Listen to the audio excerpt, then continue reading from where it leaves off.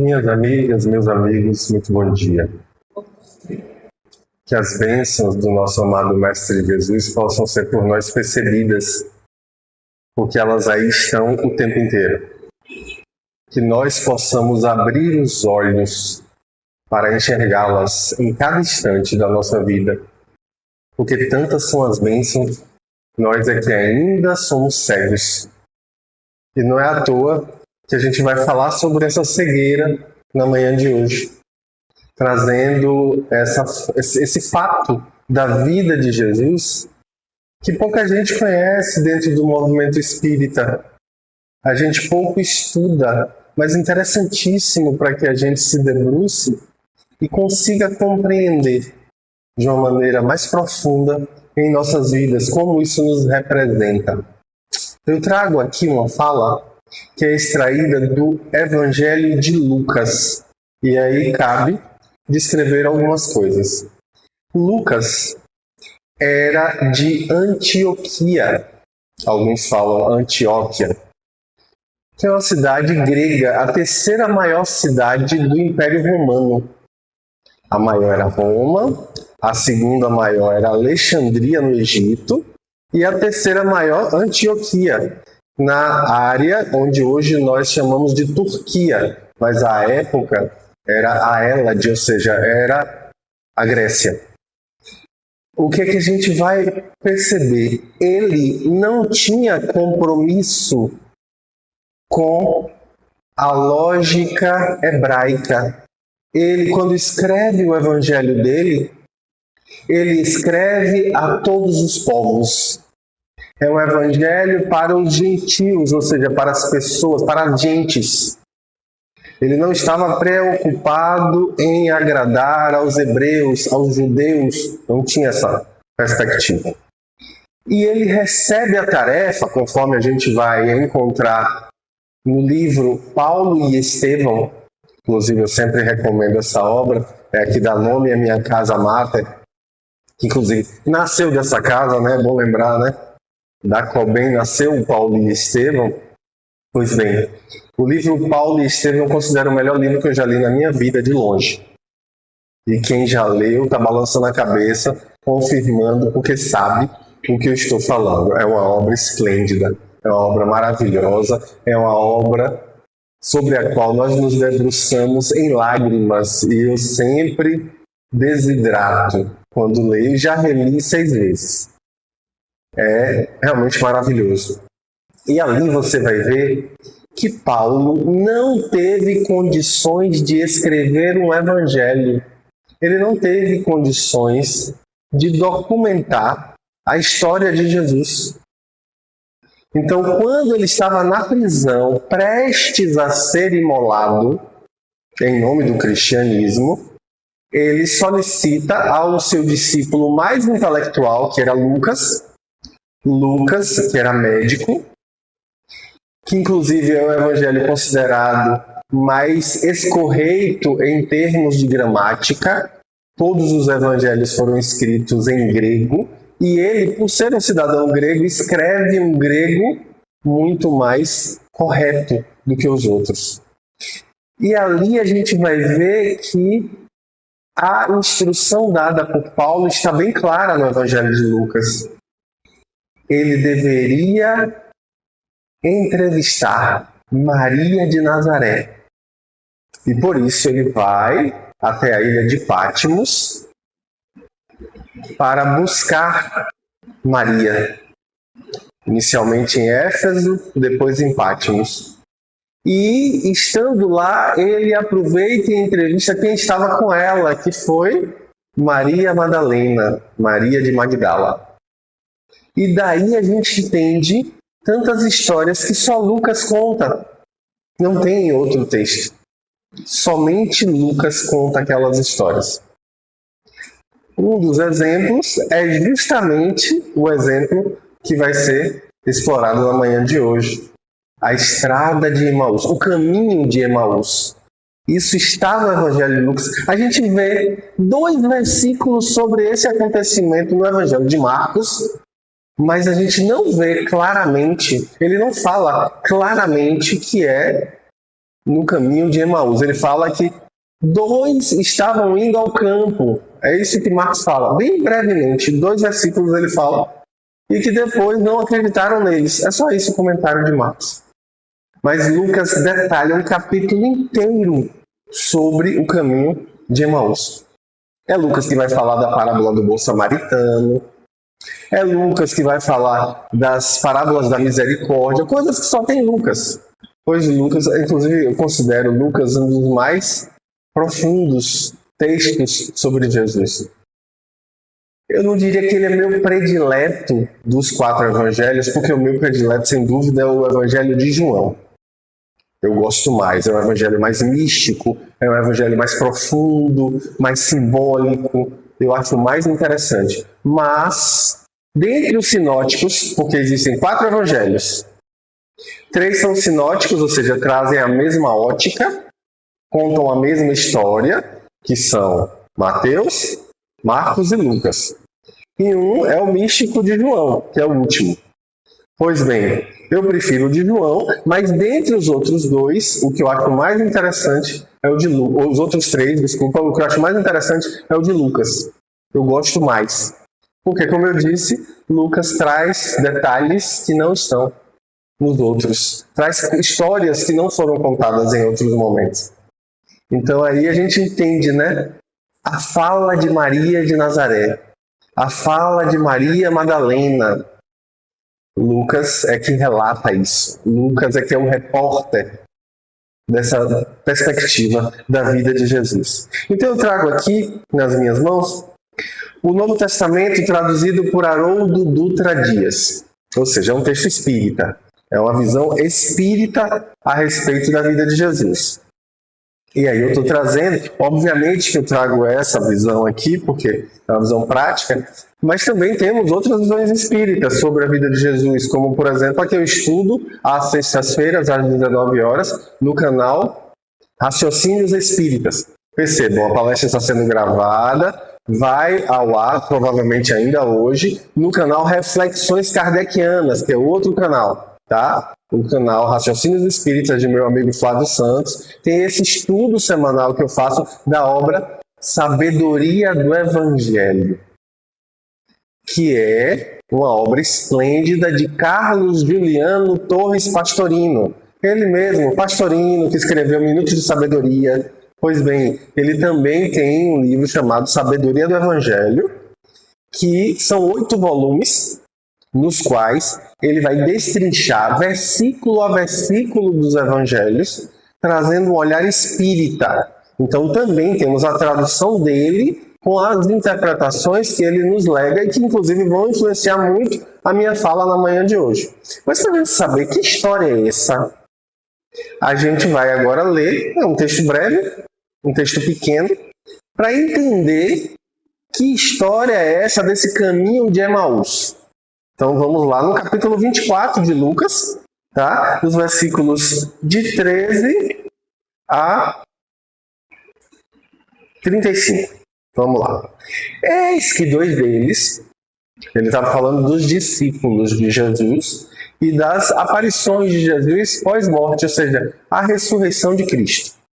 Pois bem, aí ele fala: eis que 2 deles, neste mesmo dia, estavam caminhando para uma aldeia distante 70 estádios de Jerusalém. 70 estádios, trazendo para as medidas de hoje, é algo em torno de 11 quilômetros. Ou seja, cerca de 2 horas de caminhada em um passo apertado. Tá? Pois bem, estavam caminhando para uma aldeia distante 70 estádios de Jerusalém, cujo nome era Emaús. Aí eu já faço uma pausa aqui para fazer uma perspectiva simbólica. Pastorino nos convida, além dos textos do Evangelho, tentar interpretar para além do que está óbvio. Ele dizia o quê? Que você, quando vai interpretar um texto sobre a vida de Jesus, sobre as falas ou os acontecimentos da vida de Jesus, não fique só com o que o texto te diz. Tente compreender o que está nas entrelinhas. Porque quando você faz uma interpretação literal, você pode perder muita coisa. Então tente buscar uma interpretação mais profunda. Ele chega a dizer que também é possível que a gente faça uma interpretação simbólica, ou seja, que a gente vá em busca de algo profundo, algo psicológico, que é algo que está ali colocando, que remete a nós, que reverbera de alguma forma na minha vida, que reverbera na minha jornada evolutiva, e por isso eu preciso estar aberto para enxergar para além do óbvio. Porque aquilo ali simboliza a minha caminhada espiritual. Olha que interessante esse convite de Pastorinho. Ele vai chegar a dizer, inclusive, que é possível que você faça um nível mais profundo de interpretação, que é tão profundo que é só seu. É individual, é subjetivo. Como assim, Danilo? Ele está dizendo que é possível fazer uma interpretação mística, que você não consegue colocar em palavras. Porque é uma coisa tão profunda que só você compreende. E é difícil de passar para o outro o que você compreendeu. Olha que interessante. Ele chama isso de interpretação anagógica. Ana de não, de você não consegue. Gógico de passar para o outro. Você não consegue passar para o outro. Você não consegue informar ao outro a sua percepção sobre aquilo, porque é algo tão profundo que você sequer consegue alcançar com palavras. Pois bem, o que ele está trazendo para a gente pensar aí? Que a gente, quando pega um texto sobre a vida de Jesus, é preciso que a gente se pergunte como isso reverbera na minha caminhada espiritual. Porque quando Jesus carregou uma cruz pesada, caiu, tropeçou, se feriu, se machucou, recebeu chicotada e foi ajudado por um sirineu.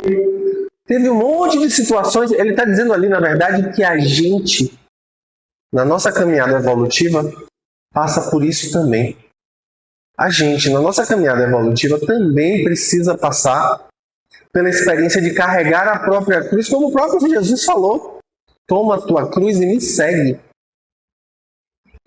Então, nessa caminhada simbólica, na nossa jornada, a gente está subindo em direção ao Gólgota, ao nosso Gólgota íntimo, subindo rumo à nossa própria crucificação, pessoal, em que a gente vai ser negado, em que a gente vai ser abandonado, vai ser vilipendiado, vai ser humilhado. Então, na nossa caminhada de ascensão espiritual, em que a horizontalidade encontra a verticalidade, olha o símbolo da cruz, né? A horizontalidade das relações encontra a verticalidade da sua relação com o divino, para elevar essa verticalidade, essa horizontalidade, para poder se projetar para o alto. Essa caminhada simbólica do que a gente enfrenta. Então esse caminho de Emaús tem a ver com a nossa jornada. Só o símbolo para a gente já começar a se perguntar, pô, tem mais coisa então do que está claro ali no texto? Tem muito mais coisa. A palavra Jerusalém, do hebraico, Yerushalayim, significa visão da paz. E a palavra Emaús significa água quente. Jesus havia sido crucificado. No terceiro dia, eles estão caminhando, saíram da visão da paz para a água quente. Olha que simbólico. Vamos pensar aí. Quando é que a gente verte água quente do nosso organismo? Suor, esforço, ou então lágrima. Olha o símbolo. Saindo da paz ao sofrimento, ao esforço. Pois bem, vamos lá. Aí a gente fiz só um adendo para a gente perceber que tem mais coisa do que está óbvio. Vamos lá. Então, eles conversavam entre si a respeito de todas estas coisas que haviam sucedido. E sucedeu que, enquanto eles conversavam e debatiam, o próprio Jesus, aproximando-se, caminhava junto com eles. Os seus olhos, porém, estavam impedidos de reconhecê-lo. Disse Jesus para eles: que palavras são essas que trocais entre vós, enquanto caminhais? E pararam entristecidos. Em resposta, um deles, de nome Cleopas, disse para ele: tu és o único peregrino em Jerusalém que não sabes as coisas ocorridas nela nestes dias? Disse-lhes: quais? Eles lhe disseram as coisas a respeito de Jesus Nazareno, que se tornou um varão profeta, poderoso em obra e palavra diante de Deus e de todo o povo. E como os sumos sacerdotes e as nossas autoridades o entregaram a uma condenação de morte e o crucificaram. Ora, nós esperávamos que ele fosse quem haveria de redimir Israel. Mas com todas essas coisas, este é o terceiro dia que se passa desde que estas coisas aconteceram. Mas também dentre os nossos, algumas mulheres nos extasiaram, as quais estiveram de madrugada no sepulcro, e não encontrando o corpo dele, vieram dizendo terem visto também uma visão de anjos, os quais dizem que ele vive. Alguns dos que estavam conosco partiram para o sepulcro e encontraram assim como as mulheres também haviam dito. Não o viram. Disse-lhes ele: ó tolos, aí Jesus falando, ó tolos e lentos. Algumas traduções vão trazer aqui parvos, né? Ou seja, lerdos. Ó tolos e lentos de coração, para crer em todas as coisas que falaram os profetas. Porventura não era necessário o Cristo padecer estas coisas e entrar em sua glória? E começando por Moisés e por todos os profetas, interpretou-lhes em todas as Escrituras as coisas a respeito dele mesmo.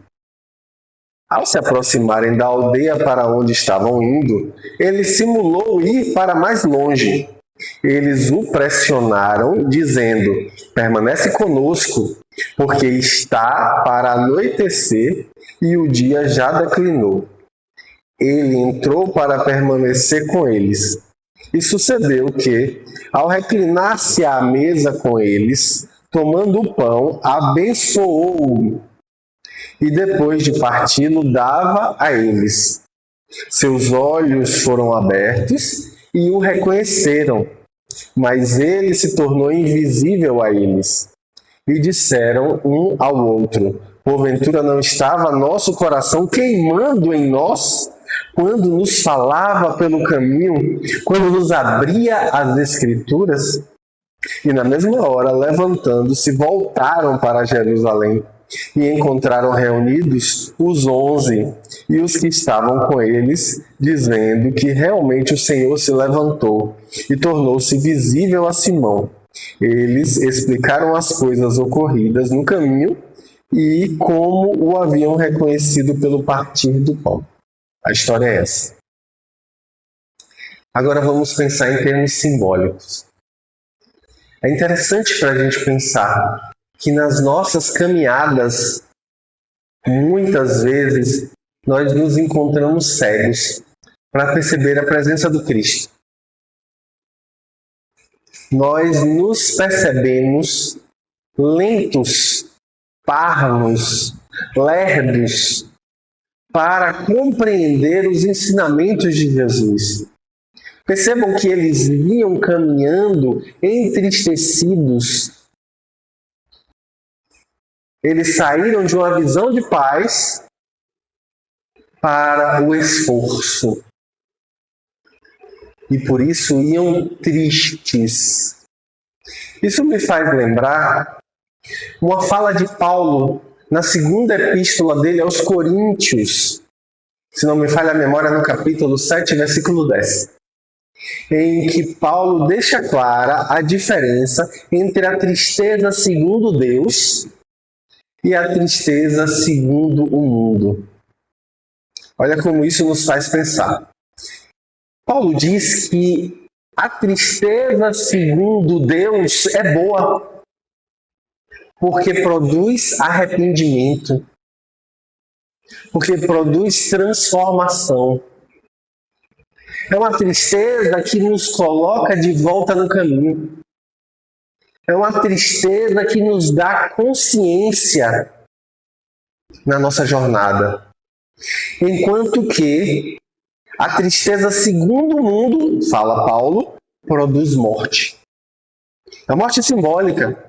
A morte aí como sendo a falta de vida, no sentido mais profundo da palavra. A morte aí como sendo um apagamento do significado existencial. A gente precisa tomar cuidado com esse tipo de tristeza que não nos conduz a nada. Essa tristeza que, infelizmente, nós muitas vezes alimentamos em nossas almas nos momentos de decepção. Quando, na verdade, poderíamos ter um outro olhar, exercitar uma outra perspectiva. Bendita seja a decepção que me conduz a um outro olhar sobre o existir. Bendita seja a decepção que me gera o necessário desapego. É uma coisa que volta e meia eu falo nas palestras brincando, eu digo assim, viver uma desilusão é terrível, né, gente? Viver uma desilusão não é ruim? Não, gente, é maravilhoso. É melhor do que viver na ilusão. É melhor do que viver iludido. Então, viver uma desilusão pode ser um descortinamento da verdade. E a verdade é sempre bem-vinda, por mais que ela doa. E a gente sabe que ela dói.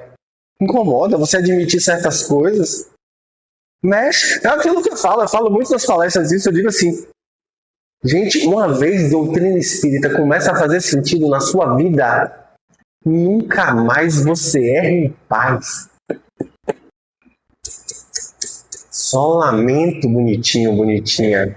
Não funciona. Doutrina espírita começa a fazer sentido, aquilo toca, aquilo mexe, aquilo traz transformação, a necessária transformação que nós precisamos para os ajustes, para os alinhamentos necessários em termos espirituais.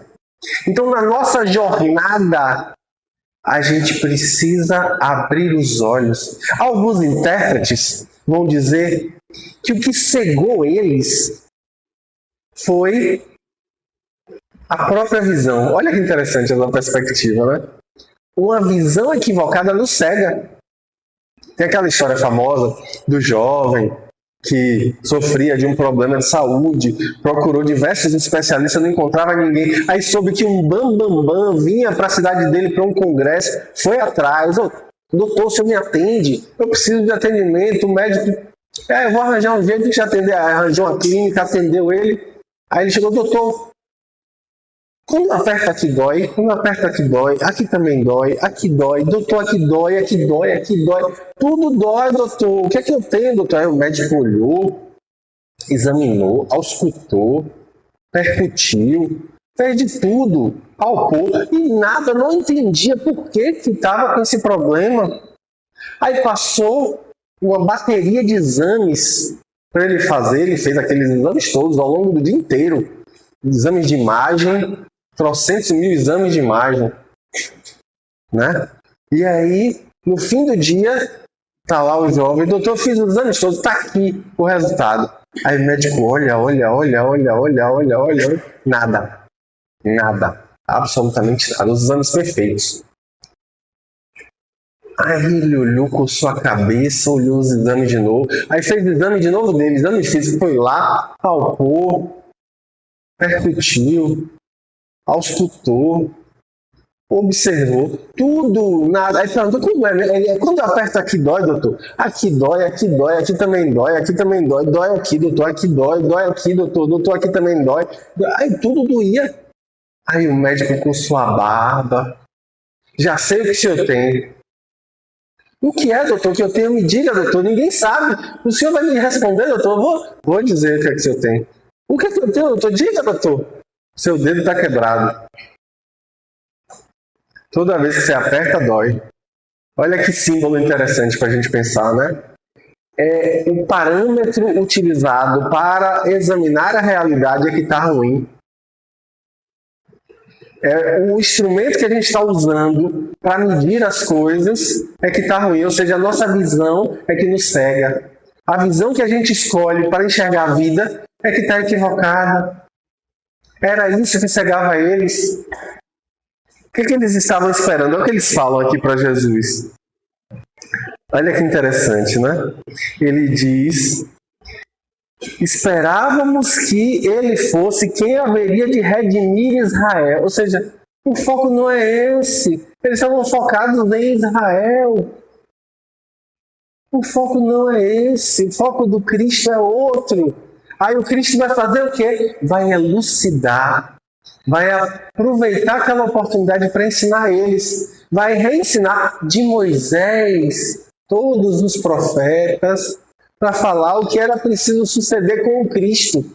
E aí Pastorino vai trazer o fato de que o Cristo aqui representado é o Cristo interno que todos nós trazemos. É a centelha divina. A gente pensa o Cristo como Jesus. Não, somos nós. Está dentro de nós. É Jesus que fala isso. O reino dos céus está dentro de vós. Buscai em primeiro lugar o reino dos céus e tudo mais nos será dado por acréscimo. Ou seja, o reino está dentro. É desse Cristo interno que Jesus está falando. Que é que precisa suceder para que esse Cristo resplandeça em nós. É preciso morrer um homem velho para nascer um novo homem, como diz Paulo. Paulo fala isso claramente. Então é preciso que a gente perceba ali o aprendizado necessário, o crescimento necessário para que esse lado crístico em nós aflore. Jesus está falando aqui sobre evolução espiritual. Sobre a nossa jornada evolutiva e tudo o que precisa suceder para que esse âmbito divino em nós ecloda, desperte, floresça. É o florescimento espiritual. É esse processo de cristificação. É o processo de ascensão, de iluminação espiritual. É dessa jornada. E para isso acontecer, é preciso que morra o ego. Ou seja, o que a gente está dizendo aqui? Que enquanto a gente estiver apegado até a nossa personalidade, em detrimento da nossa individualidade, Pastorino faz o tempo inteiro essa separação. A personagem ou personalidade e a individualidade. Eu não sou Danilo, eu estou Danilo. Eu sou espírito imortal. Enquanto eu achar que eu sou Danilo, eu vou sofrer. Joana de Ângeles, no livro Dias Gloriosos, deixa isso muito claro. Quanto mais eu resistir ao despertar do Cristo em mim, mais eu vou impor sofrimento a essa personalidade. Ou seja, resistir a sofrer. Buda falava disso. Toda dor vem do desejo de não sentirmos dor. Olha aí que importante para a gente despertar. A gente precisa se permitir, se entregar para o processo de transformação necessária. É Jesus que diz, se um grão de trigo caindo por terra não morre, fica sozinho. Porém, se morre, produz muito fruto. Danilo está trazendo aqui a frase que ele mais gosta de Jesus. É essa aí. Do Evangelho de João. Olha o João aí. Do Evangelho de João. Se um grão de trigo caindo por terra não morre, fica sozinho. Porém, se morre, produz muito fruto. Ou seja, o convite de Jesus é que a gente permita que o homem velho em nós morra, para que daí nasça muita luz a iluminar o nosso caminho, a nossa jornada e a jornada daqueles que nos circundam. A nossa caminhada é essa. Isso é inevitável. Quanto mais a gente resiste a isso, mais a gente sofre. Jung fala, né? Aquilo a que você resiste, persiste. Ou seja, você fica ali querendo... Ah, mas você não pode falar assim comigo. Aí enche o peito de ego, bate. Você sabe com quem você está falando, querendo dar carteirada.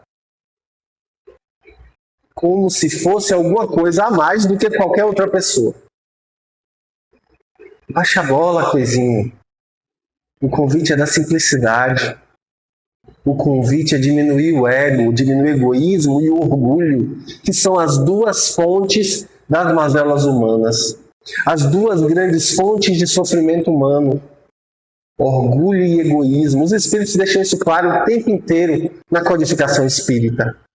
O orgulho e o egoísmo são os problemas de que nós precisamos nos livrar. Nós precisamos suplantar em nossas vidas. Olha que caminhada. E aí na nossa jornada, a gente vai do lado de Jesus sem perceber que ele estava ali o tempo inteiro. Isso me faz lembrar uma mensagem que eu recebi de meu avô quando eu tinha 14 anos. Que é uma famosa mensagem que todo mundo deve conhecer. Aquela história sobre as pegadas no caminho. Aquela famosa história de que chega no fim da vida, você olha para trás e vê que nos momentos difíceis tinha duas pegadas apenas, ou um par só de pegadas. Jesus estava com você o tempo inteiro. E no momento mais difícil, você mais precisava, só tinha um par de pegadas. Cadê Jesus? O Senhor não estava comigo nesses momentos que foram mais difíceis? Meu filho, eu estava com você. Inclusive, as duas pegadas são minhas, que eu estava carregando você no colo. Ou seja, a gente é tão cego que não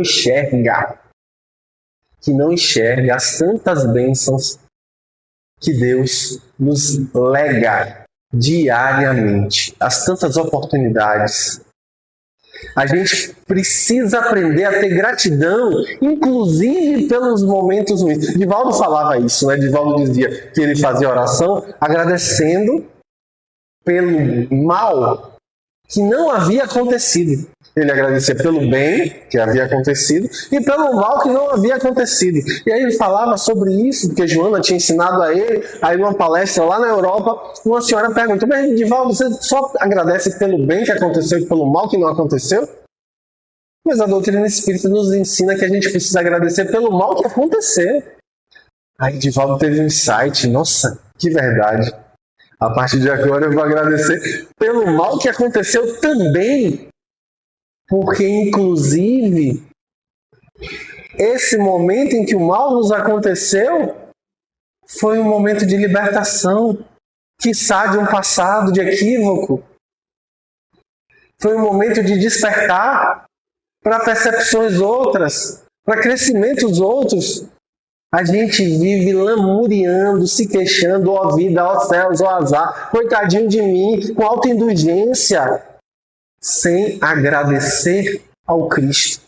As tantas oportunidades que Ele nos dá, as tantas oportunidades que a gente tem para o nosso crescimento e o nosso despertar em um nível profundo.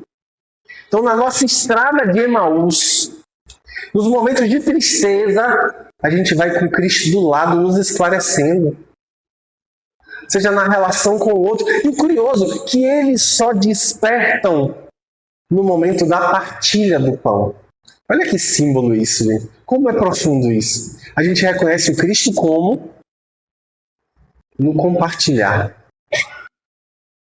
A presença do Cristo em nossas vidas, a gente percebe quando partilhamos. Chega no arrepio. Quando a gente partilha, a gente percebe o Cristo na nossa existência, no nosso lado. É no momento da troca mútua. É no momento de partir o pão, da divisão do pão. É o momento que a gente desperta para perceber: eis o Cristo o tempo inteiro do nosso lado. A gente aqui não via. Olha como é rico para a gente parar para perceber No momento em que a gente partilha um pão com o outro, é o Cristo conosco. É o momento do Cristo em nós. Da experiência crística em nossas vidas. Olha quão profundo é isso, para a gente refletir. E o curioso é como eles respondem. É bom lembrar, né? Ele está falando aqui de Cleopas. Provavelmente os intérpretes do texto bíblico, os exegetas, eles vão dizer que provavelmente aqui a gente está falando de um casal. Porque eles tinham uma casa em comum. Eram dois. Uma casa em comum, provavelmente era um casal. Então, provavelmente, já que ele se chamava Cleopas, ou Cleófas, a gente está falando do tio de Jesus. É o tio. Cleófas é o mesmo Alfeu. É Alfeu, pai de Tiago, de Judas Tadeu e de Mateus. É ele. E casado com Maria de Cleopas, ou de Cleófas, que era irmã de Maria de Nazaré. Alguns dizem prima. Inclusive é por isso que Tiago, o filho de Alfeu, Mateus e Judas Tadeu são chamados de irmãos de Jesus. Irmãos por quê? Primos de sangue. Então, como é isso? Pois é, são eles. Provavelmente são eles. E aí, com isso, a gente vai ver claramente eles não reconheceram o próprio sobrinho com quem conviveram. É exatamente isso. A gente está tão cego que a gente não percebe isso. A gente não enxerga. E nessa caminhada, nessa jornada, eles respondem. Nossos corações, olha aqui, ó. Porventura, não estava nosso coração queimando em nós quando nos falava pelo caminho, quando nos abria as Escrituras? Acho fantástica essa fala também. Olha que simbólico para a gente pensar. O símbolo do fogo. O mesmo fogo que queimou a sarça ardente, através da qual Yahvé conversava com Moisés.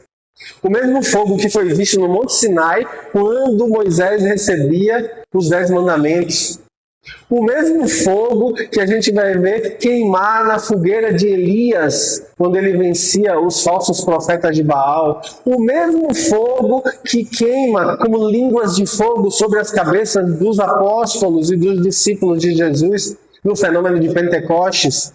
O mesmo fogo. Gente, esse fogo simbólico é o fogo do amor.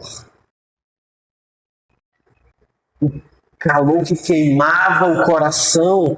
É para a gente perceber que não adianta só o esclarecimento racional. É preciso algo mais. Porque, como diz Narcisa, a André Luiz, no primeiro capítulo do livro Mensageiros, na psicografia de Chico Xavier, quando você lê os textos do Evangelho como textos apenas, você não vê ali senão histórias interessantes. Histórias legais, interessantes, intrigantes, algumas até infantis. Mas é preciso de uma outra atitude para a compreensão, para que esse fogo alcance a nossa alma e nos faça compreender com outra perspectiva. É desse fogo aqui que Cleófas está falando. É esse fogo que nos consome por dentro. É esse fogo que nos inspira na caminhada, nas nossas jornadas, nos nossos caminhos. É o fogo do saber. Quando a gente pega um texto espírita que a gente se esclarece, entende o que está vivendo. Eu estou vivendo isso é por conta disso. Entendi. É esse fogo. Que a gente sente uma coisa diferente na alma. A gente entende o que está vivendo. A gente compreende o que está vivendo. Não é à toa. Tem um sentido. Nenhuma folha cai de uma árvore sem o consentimento do Pai. Todos os fios de cabelo das nossas cabeças estão contados. Então, com isso, a gente desperta. É outra perspectiva.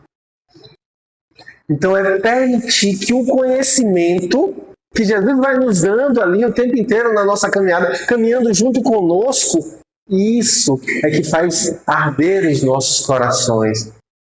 Isso é que faz cair as escamas que nos deixam cegos. É o que acontece com Paulo, quando ele tem a visão no caminho de Damasco, e aí fica cego. E aí vem Ananias, aquele a quem ele estava perseguindo, aquele a quem ele estava buscando para matar. Ele estava indo para Ananias para se vingar pelo fato de que Ananias havia convertido Abigail. Ele queria a morte de Ananias. E é o próprio Ananias que vai a Damasco para retirar as escamas dos seus olhos e ele poder enxergar. E é o próprio Ananias que fala com a mesma disposição de Maria de Nazaré, quando é visitada pelo arcanjo Gabriel. Faça-se em mim conforme a tua vontade. Ele também fala isso. E vai até Paulo e retira dele as escamas e ele pode enxergar. E aí Paulo relata que de lá eles vão para um encontro com os cristãos na comunidade de Damasco. E naquele momento Paulo tem um grande insight, porque é um instante em que ele percebe pessoas simples falando com uma profundidade enorme sobre a mensagem de Deus. Naquele instante ali, com aquela simplicidade, ele compreende toda a amorosidade. E ali acontece um despertar. É o momento em que ele come o pão e bebe aquela água e percebe o sabor do saber. A palavra sabor e a palavra saber têm a mesma origem, não é à toa. É para que a gente desperte, para perceber o sabor do existir com a presença de Cristo em nossas vidas. Que as bênçãos de Jesus nos façam despertar, nos façam crescer para perceber a presença dele conosco nas nossas estradas, nos nossos caminhos, em especial no ano que está chegando, e que a gente possa fazer jus para essa presença esclarecedora, que a gente possa merecer a presença do Cristo dos nossos lados. Que assim seja.